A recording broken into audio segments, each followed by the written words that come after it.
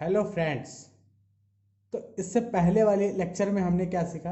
Example number 8 तक हमने solve किया था। अब हम इस वीडियो में एग्जाम्पल नंबर 9 और एग्जाम्पल नंबर 10 सॉल्व करेंगे, चैप्टर नंबर 5 अरिथमेटिक प्रोग्रेशन का। ठीक है, तो चलिए एग्जाम्पल नंबर 9 सॉल्व करते हैं। क्या कह रहा है एग्जाम्पल नंबर 9? ठीक है, बिल्कुल एक एक चीज़ समझते हुए सॉल्व करते हैं। पढ़ के मैं बताता हूँ एग्जाम्पल नंबर 9 क्या बोला है। अ सम of 1000 is invested at 8% simple interest per year. Calculate the interest at the end of each year. Do these interest form an AP? If so, find the interest at the end of 30 year making use of this fact. देखिए इस question में क्या बताया है कि हमें एक सम of 1000 rupees जो है वो इन्वेस्ट किया गया है, 8% की रेट पर इन्वेस्ट किया गया है। सिंपल इंटरेस्ट तो हम पहले ही पढ़ चुके हैं, पहले के कुछ क्लासेस में हमें सिंपल इंटरेस्ट पढ़ाया जाता है। सिंपल इंटरेस्ट का फॉर्मूला क्या होता है, सिंपल इंटरेस्ट को कैसे कैलकुलेट किया जाता है, इस वीडियो में हम सीखेंगे। ठीक है, तो देखिए सिंपल इंटरेस्ट क्या होता है। सिंपल इंटरेस्ट बराबर होता है P into R into T, P R T upon 100। Simple interest बराबर होता है P R T upon 100। P होता है प्रिंसिपल, जो हम पैसा इन्वेस्ट करते हैं। आर होता है रेट परसेंट, और टी होता है टाइम। तो यहाँ पर जो है क्या बता रखा है कि अ सम ऑफ 1000 इज इन्वेस्टेड, यानी प्रिंसिपल क्या आ गया, प्रिंसिपल आ गया यहाँ पर 1000।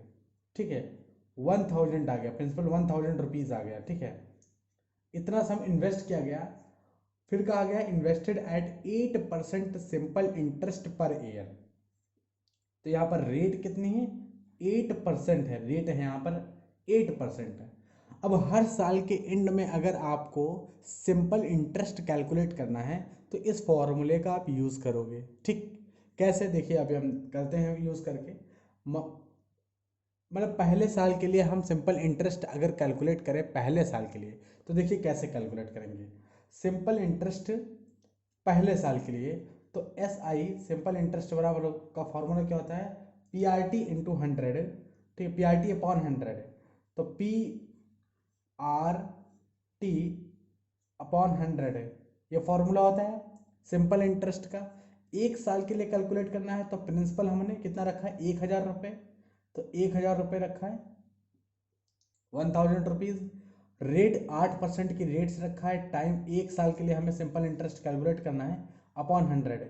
नीचे 2 जीरो और नीचे ऊपर जो 2 जीरो कैंसिल हो जाएगा और कितना बचेगा, तो 10 यहाँ बचा है, 8 यहाँ बचा है, 10 अठे 80।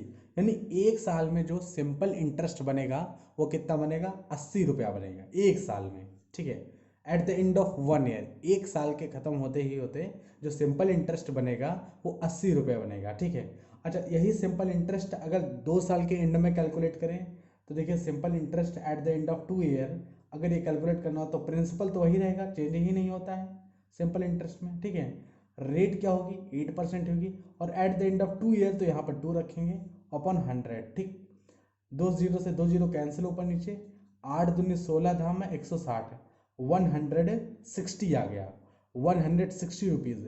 यानी 2 साल के एंड में जो सिंपल इंटरेस्ट बनेगा वो कितना बनेगा, 160। अच्छा यही अगर 3 साल के एंड में निकालना हो तो देखिए सिंपल इंटरेस्ट 3 साल के एंड में कितना निकलेगा, 1000। प्रिंसिपल जो है वही रहेगा, ठीक है, रेट जो है वही रहेगी। 3 साल के एंड में सिंपल इंटरेस्ट तो 3 लिख देंगे क्योंकि यहाँ P R T T time है यहाँ पर। ठीक है, और अपॉन 100 है, 2 जीरो से 2 जीरो कैंसिल करेंगे, कितना आ गया, 8 त्रिक 24 दाम है 240। तो 240 यानी तीसरे साल के अंत में जो सिंपल इंटरेस्ट बनेगा वो 240 बनेगा। क्या हम ऐसे निकालते जा सकते हैं, बिल्कुल निकालते जा सकते हैं। अब हमसे ये पूछा है कि calculate the interest at the end of each year, तो हमने हर साल के अंत में इंटरेस्ट को कैलकुलेट किया है। भाई पहले साल के अंत में जो सिंपल इंटरेस्ट आया है वो 80 आया है, दूसरे साल के अंत में जो सिंपल इंटरेस्ट आया है वो 160 आया है, और तीसरे साल के अंत में जो सिंपल इंटरेस्ट आया है वो 240 आया है। ठीक है, तो हर साल के अंत में हमने देखो सिंपल इंटरेस्ट कैलकुलेट किया है। फिर हमसे कहा है कि do these interest form an AP. अच्छा, हम इनको लिखते हैं, जो इंटरेस्ट है निकल के आया है इनको लिखते हैं। कितना आया है? 80 कामा 160 कामा 240। ठीक है, ऐसे एक और टर्म आ जाता है। क्या ये एपी फॉर्म कर रहे हैं? हाँ, तो बिल्कुल एपी फॉर्म कर रहे हैं, क्योंकि पहला टर्म 80 है, कॉमन डिफरेंस यहाँ देखो तो 80 आ रहा है, फिर इसमें 80 जोड़े हैं तभी तो 240 आया है, तो कॉमन डिफरेंस यहाँ भी सेम, यहाँ भी सेम, और अगला आप निकालोगे तो सेम आएगा। ठीक है, यानी ये जो सिंपल इंटरेस्ट है साल के पहले अंत में, यानी पहले साल में जो सिंपल इंटरेस्ट आया है, दूसरे साल में जो सिंपल इंटरेस्ट आया है, और at the end of third year में जो सिंपल इंटरेस्ट आया है, ये एपी फॉर्म कर रहा है।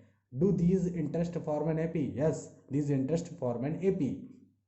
और ऐसे ये इंटरेस्ट हर साल के अंत में निकाला जा सकता है। फिर आपसे सवाल क्या है, अगर फॉर्म करते हैं तो find the interest at the end of 30 year making use of this fact. अब 30 ईयर के एंड में इंटरेस्ट क्या होगा? तो हमें पता है कि भाई एक साल के अंत में इंटरेस्ट का फॉर्मूला ये है, 2 साल के अंत में इंटरेस्ट का फॉर्मूला क्या है, ये है, 3 साल के अंत में इंटरेस्ट का फॉर्मूला बिल्कुल यही फॉर्मूला बार बार यूज करेंगे, यहाँ 3 रख देंगे। तो क्या हमें जो क्वेश्चंस में पूछा गया है कि 30 साल के अंत में इंटरेस्ट का फॉर्मूला बताओ, तो यहाँ पर 30 रख दे भाई, सिंपल इंटरेस्ट हमें निकालना है, 30 साल के अंत में निकालना है, तो प्रिंसिपल यही रहेगा, रेट यही रहेगी, और यहाँ 30 रख दे, आंसर आ जाएगा, बिल्कुल उससे आंसर आ जाएगा। ठीक है, तो 30 साल के अंत में सिंपल इंटरेस्ट का फॉर्मूला निकालते हैं। 30 साल के अंत में सिंपल इंटरेस्ट क्या होगा, तो यही फॉर्मूला से निकालते हैं। Simple interest at the end of 30 year, तो सिंपल इंटरेस्ट का फॉर्मूला यही लगेगा बिल्कुल। ठीक है, PRT, PR और T अपॉन 100, फॉर्मूला इसी को यूज करेंगे, बस वहाँ पर टाइम बदलेंगे। तो at the end of 30 year जो सिंपल इंटरेस्ट बनेगा हमारा, तो प्रिंसिपल हमारा 1000 ही होगा, रेट 8%, और टाइम की अगर हम बात करें तो 30 ईयर। ठीक है, और यहाँ पर 100 आ गया। ठीक है, 2 जीरो से 2 जीरो कैंसिल हो जाएगा, कितना है यहाँ पर 8 त्रिक 24। ठीक है, और 10 बचा यहाँ, देखो 10 यहाँ पर है, तो 8 त्रिक 24, और जीरो एक यहाँ, जीरो यहाँ, एक जीरो यहाँ पर, तो ये आएगा हमारा आंसर। यानी 30 साल के अंत में यहाँ पर 30 रखेंगे। ठीक है, टाइम की जगह क्या रखोगे आप, 30, क्योंकि 30 साल के अंत में आपसे सिंपल इंटरेस्ट पूछा है, तो यहाँ पर हमने 30 रखा है। ठीक है, ये यहाँ पर हमने 30 रखा। ठीक, तो 30 साल के अंत में सिंपल इंटरेस्ट आएगा 2400। लेकिन हमें इस मेथड से नहीं करना है, हमें अरिथमेटिक प्रोग्रेशन के मेथड से करना है, क्योंकि हम अरिथमेटिक प्रोग्रेशन पढ़ रहे हैं।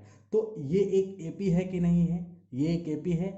इस एपी का पहला टर्म क्या है, 80, दूसरा टर्म 160, तीसरा टर्म 240, तो फिर 30वां टर्म हम निकाल दें। At the end of 30 year पूछा है तो 30वां टर्म निकाल दें। At the end of 1 year simple interest इतना बनेगा, at the end of 2 year simple interest इतना बनेगा, at the end of 3 year simple interest इतना बनेगा। तो at the end of 30 year simple interest कितना बनेगा, इसी एपी का 30वां टर्म होगा। और 30वां टर्म मतलब 30th टर्म, 30th टर्म बोले तो A30 कितना होगा, अभी हम A30 होगा A+30 - 1 इंटू डी। भाई an का फॉर्मूला हमने सीखा था, क्या सीखा था, an का फॉर्मूला होता है, an के बराबर होता है A+n-1 इंटू डी। तो वही तो हमने फॉर्मूला लिखा, A30 लिखा है, तो यहाँ पर 30-1 हो जाएगा, तो A+29D आ जाएगा। ठीक है, कितना आ जाएगा, A+29D, और हमें 30th टर्म पूछा है तो A+29D होगा। ए हमें पता है कितना है, ए 80 है, तो ए यहाँ पर 80 रख देंगे। ठीक है, 29, और डी की वैल्यू क्या पूछी है, डी की वैल्यू क्या होगी, तो डी की वैल्यू क्या होती है, दूसरे टर्म से पहले टर्म को माइनस कर दो। तो 160 से अगर आप 80 माइनस करोगे तो कितना आएगा, वही डी की वैल्यू होगी। 160 से जब आप 80 माइनस करोगे तो 80 ही आएगा, क्योंकि 80 दूना 160। ठीक है, तो यहाँ पर 80 आएगा। ठीक है, अब आप 80 कॉमन ले लो। ठीक है, 80 अगर कॉमन ले लोगे तो 1+29 बचेगा, यहाँ 1 बचेगा, यहाँ 80 कॉमन हो गया तो यहाँ 29 बचा, तो ये कितना हो गया टोटल, 30 हो गया कि नहीं हो गया, ये 30 हो गया। ठीक है, तो 80 × 30 का मल्टीप्लीकेशन क्या आएगा, तो 80 × 30 का मल्टीप्लीकेशन 2400 आएगा, और यही हमारा जो आएगा सिंपल इंटरेस्ट हो जाएगा। ठीक है, यही हमारा सिंपल इंटरेस्ट। देखो आप इस मेथड से जब कैलकुलेट किए थे तो कितना सिंपल इंटरेस्ट आया था, इस मेथड से जब कैलकुलेट किए थे तो 2400 सिंपल इंटरेस्ट आएगा, बिल्कुल इसी मेथड से भी 2400 सिंपल इंटरेस्ट आया है। ठीक है, तो आंसर तो बिल्कुल सेम आना था, लेकिन हमसे इस मेथड से पूछा है, ना कि इस फॉर्मूले से पूछा है।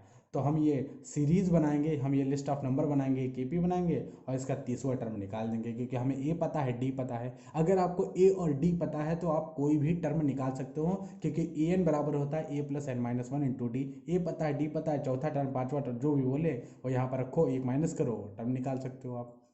ठीक है, तो at the end of 30 year पे जो सिंपल इंटरेस्ट बनेगा वो हमारा 2400 बनेगा। तो अब हम एग्जाम्पल नंबर 10 सॉल्व करते हैं। एग्जाम्पल नंबर 10 देखते हैं क्या है। In a flower bed there are 23 rose plants in the first row, 21 in the second, 19 in the third, and so on. There are 5 rose plant in the last row. How many rows are there in the flower bed? देखिए बहुत ही simple question है कि कितने रोज होंगे flower bed में। ठीक है, how many रोज, रोज नहीं है, नंबर ऑफ रोज, रोज नहीं पूछ रहा है। अब हम इस क्वेश्चन को बहुत ही अच्छे से समझने की कोशिश करते हैं। ठीक है, क्वेश्चंस कह क्या रखा है पहले ये समझते हैं। कहा है कि एक फ्लावर बेड है जिसमें पहली रो में 23 रोज प्लांट है। मान लेते हैं कि ये पहली रो है हमारी। ठीक है, रो नंबर 1 है, इसमें कितने हैं, 23 रोज प्लांट हैं। ठीक है, रोज प्लांट हैं, 23 रोज प्लांट हैं, ये रोज प्लांट हैं और ये 23 हैं। ठीक है, ऐसे ही रोज प्लांट है यहाँ पर, और ये बिल्कुल 23 कितने हैं, 23। तो ऐसे ही कितने हैं, 1 2 3 हमने बनाए हैं, ऐसे ही 23 रोज प्लांट हैं। ठीक है, ऐसे ही रोज प्लांट हैं 23 पहली रो में। ये रो नंबर 1 है, इसमें 23 हैं। ऐसे ही रो नंबर दूसरी रो बनाई है, उसमें कहा है 21 है। दूसरी रो में कितने हैं, तो दूसरी रो में है 21, तो इसमें कितने हैं, 21 है। तो देखो 21 कम है तो 21 हमने कम बनाया, 23 ज़्यादा होते, 21 कम है, तो ये दूसरी रो में 21 है। इसी प्रकार तीसरी रो में कितने हैं, 19 इन दी थर्ड, तो थर्ड रो में कितने हैं, तो थर्ड रो में 19 है। ठीक है, थर्ड रो में कितने हैं, 19 है, तो 19 है थर्ड रो में। तो पहली रो में कितने हैं, पहली रो में है 23 प्लांट रोज के, दूसरी रो में 21 है और तीसरी रोज में 19 प्लांट हैं। बिल्कुल ऐसे करके हम बनाते गए। ठीक है, बिल्कुल ऐसे करके हम बनाते गए और आखिरी रो में कितने हैं, आखिरी रो में है 5 प्लांट है। तो ऐसे ही करके बनाते गए और आखिरी रो में है 5 प्लांट हैं। ठीक है, इन 5 प्लांट को हम बना सकते हैं 1 2 3 4 और 5। तो ये आखिरी रोज है जिसमें 5 प्लांट है, ये आखिरी रोज है। ठीक है, तो ये आखिरी रो है और जिसमें 5 प्लांट है, नीचे हमने बनाया। पहली रो में 23, दूसरी में 21, तीसरे में 19, ऐसे अगली रो में होंगे। ठीक है, चौथी, पांचवी, छठी, सातवीं, आठवीं, नौवीं, लेकिन एक रो ऐसी आई जिसमें आखिरी रो है 5 प्लांट है। बस हम यहीं पर स्टॉप कर गए। अब हमसे पूछा है how many rose are there in the flower bed. ठीक है, तो यहाँ पर जो फ्लावर बेड में कितने नंबर ऑफ रोज होंगे, ये जो नंबर ऑफ रोज है ये पूछा है, रोज प्लांट नहीं पूछा है, नंबर ऑफ रोज पूछा है। 1 2 3 कितनी होंगी ये पूछा है। ठीक है, तो ये कितनी होंगी ये पूछा है। देखिए कितना सिंपल सवाल है, अभी हम इसको देखो कैसे सॉल्व करते हैं। आप एक चीज देखो, यहाँ पर ऑब्जर्व करो कि पहली रो में कितने हैं, 23, दूसरी रो में 21, यानी 2 फ्लावर हमने कम लगाए, 2 फ्लावर प्लांट, रोज के 2 फ्लावर प्लांट हमने कितने लगाए, कम लगाए। ठीक है, तो 21 जो है, दूसरी रो में कितने हैं, 21, 2 कम हमने किया प्लांट। तीसरी में 19, फिर 2 कम किया। तो क्या आपको नहीं लगता कि चौथी में जब हम चौथी रो लगाएंगे तो उसमें भी 2 कम करेंगे तो 17 होंगे, 17 प्लांट होंगे। ऐसे ही अगला देखेंगे तो 15 होंगे, 2 कम करेंगे तो 15 होंगे। ऐसे करते करते आखिरी रो में 5 आ गए। आखिरी रो में कितने आ गए, 5 आ गए हैं। अब आपको ये बताना है कि कितनी रोज होंगी इसमें। ठीक है, तो आप एक चीज़ देखो कि ये एपी ही तो फॉर्म हो रही है।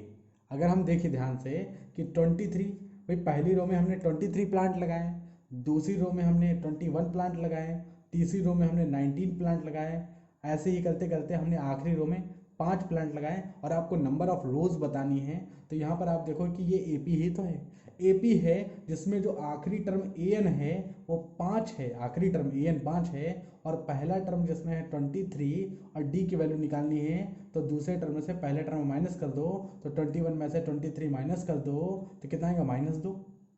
तो डी की वैल्यू पता है, ए की वैल्यू पता है, ए एन की वैल्यू पता है, और नंबर ऑफ रोज बतानी है यानी एन की वैल्यू निकालनी है। हमें बहुत ही सिंपल फार्मूला पढ़ा है, ए एन बराबर कितना होता है a plus n minus 1 into d. पढ़ा है कि नहीं पढ़ा? ए एन दे रखा है 5, ए एन कितना दे रखा है भाई, ए एन सब कुछ अलग अलग दे रखा है, देखो ए एन यहाँ पे दे रखा है, ठीक है, आखिरी टर्म, पहला टर्म यहाँ दे रखा है, डी की वैल्यू आप यहाँ पे निकाल ही लिए हो, तो सब इसको पुट कर देना है फॉर्मूले में। तो ए एन कितना के 5 इज इक्वल टू ए बोले तो 23 plus n minus 1 into d, d की वैल्यू कितनी आ गई -2, तो 5 इक्वल टू 23 और -2 से मल्टीप्लाई करोगे तो -2n +2, ठीक है, प्लस अंदर ले जाओगे, यहाँ पे मल्टीप्लाई करोगे फिर प्लस अंदर ले जाओगे तो यही पूरा कंप्लीट हो जाएगा।